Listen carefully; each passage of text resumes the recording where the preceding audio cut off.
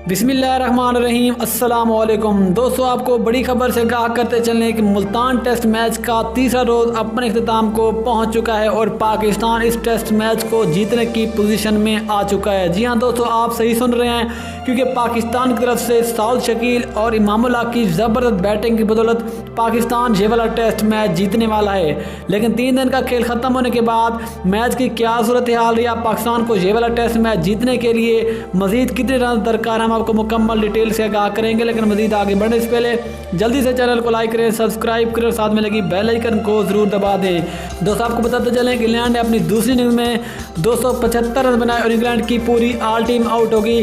और एक बार फिर पाकिस्तान की तरफ से इब्रार अहमद की ज़बरदस्त बॉलिंग, इब्रार अहमद ने एक बार फिर दूसरी इनिंग्स में शानदार 4 खिलाड़ियों को आउट किया, जबकि इसके अलावा नवाज ने 1, जबकि जाहिद महमूद ने 3 खिलाड़ियों को आउट किया, जबकि 2 खिलाड़ी इंग्लैंड के रन आउट हुए। लेकिन जब पाकिस्तान को 355 रन का टारगेट मिला तो पाकिस्तान के ओपनर बल्लेबाज इमामुल हक इंजरी हो गए और मोहम्मद रिजवान से ओपनिंग करवाएगी।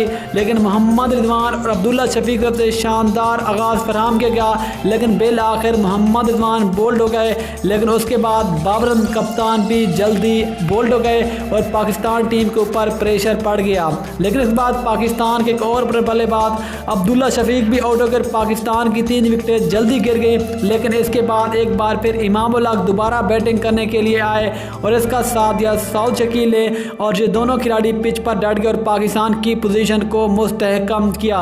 लेकिन आखिरी लम्हात में इमामुल हक आउट हो गए और पाकिस्तान चौथी विकेट लूज कर गया। दोस्तों, आपको बताते चले कि 4 दिन का खेल खत्म होने के बाद इस वक्त पाकिस्तान ने 198 रन बना लिए और पाकिस्तान के 4 खिलाड़ी आउट हो चुके हैं और पाकिस्तान को अभी भी ये वाला टेस्ट मैच जीतने के लिए 157 रन की ज़रूरत है, जबकि पाकिस्तान के पास 6 विकेटें बाकी हैं। अगर पाकिस्तान के बैटिंग कार्ड की बात करें तो पाकिस्तान का से अब्दुल्ला शफीक ने 45 रन की इनिंग्स के लिए, जबकि इसके अलावा मोहम्मद रिजवान ने 30, बाबर आजम 1, जबकि साउद शकील 54 रन पर बैटिंग कर रहे हैं, जबकि इमामुल हक ने शानदार 60 रन की इनिंग्स खेली। तो दोस्तों, फिर आपको क्या लगता है, पाकिस्तान ये वाला टेस्ट मैच जीत पाएगा या पे नहीं? नीचे कमेंट सेक्शन में ज़रूर बताएं।